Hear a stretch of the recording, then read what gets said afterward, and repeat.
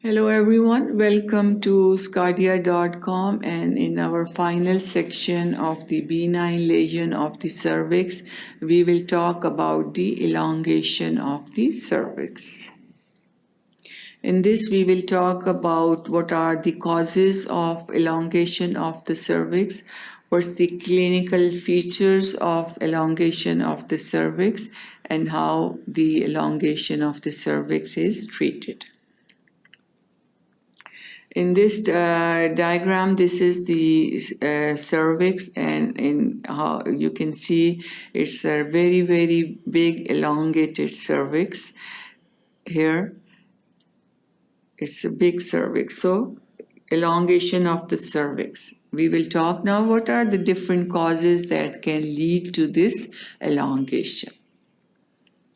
Again, this is the uterine prolapse here, and these are the normal structures of the female reproductive system. This is the vagina, this is the ectocervix or external os of the cervix, this is the vaginal region and supravaginal region, this is the internal os, and then we have the endometrium. Myo is the muscle layer of the uterus, myometrium. This is the cornu of the uterus here, cornu. And then we have the oviduct, where the fallopian tube comes in attached.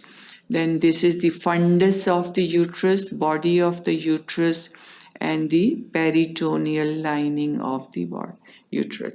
So this is whole the body, isthmus, and the cervix.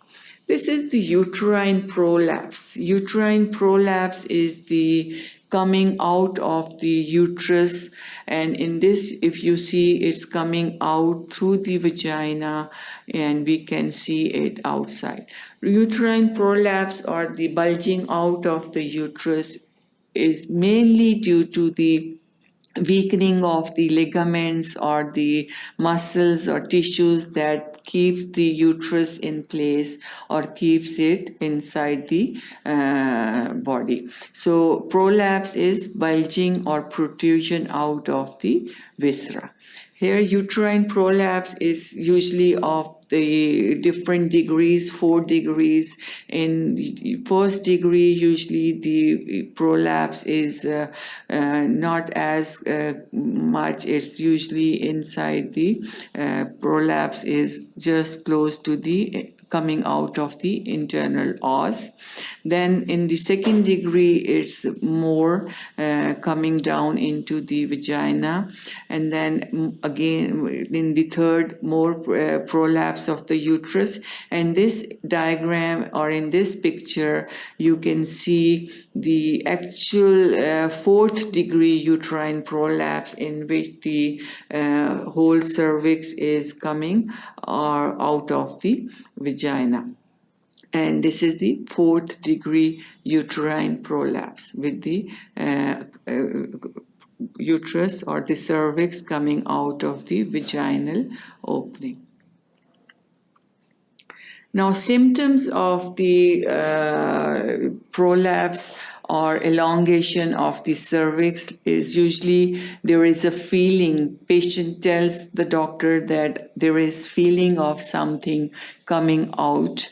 Usually there is a sensation or heaviness that something is coming out of the body. Dyspareunia or painful intercourse is common. Then infertility also is common in patient with the prolapse and the elongation. So all these are the common symptoms. If there is congenital elongation of the cervix, usually it presents with the fornix that's deep. Vaginal cervix is elongated. body of the uterus is normal in size, and the uterocervical canal is increased in length. And when the uterine sound is inserted, sound is usually instrument with the round end that is inserted into the cervix to find out the position of the uterus and how long it is. Usually procedures like D&C, when those are performed, they are usually first uterine sound is inserted into the uterine cavity to find out the depth of the uterus so it cannot be ruptured or injured when the curate is inserted into the uterus. So sound can tell that the cervix is elongated, because when we take the sound out, we can actually measure how long is the cervix or the uterine cavity. So on the congenital elongation of the cervix, the fornix is deep, the vaginal canal or the cervix is elongated, and body is normal side, and these can be diagnosed by the insertion of the sound.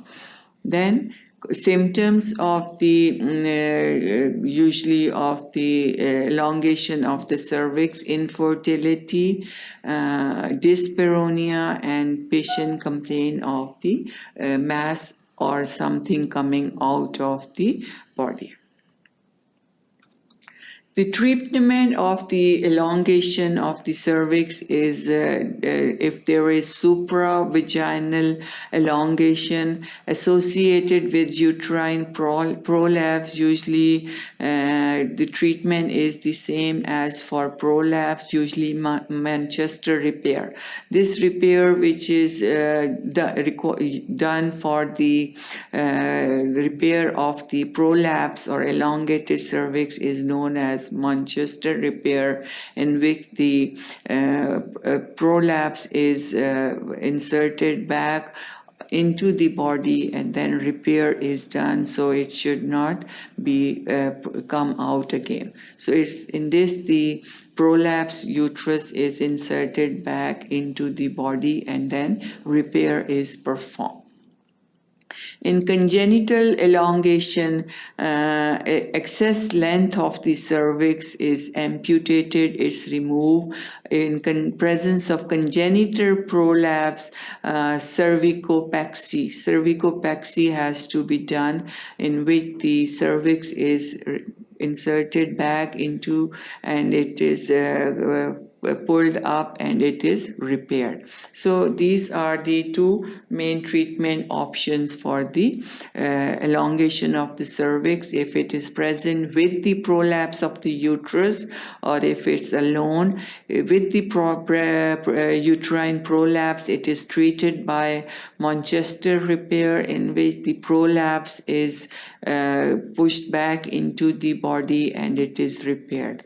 And then in this congenital elongation, its cervix is amputated or cut, and if with the congenital prolapse, cervicopexy is done, in which again the cervix is pushed into the body.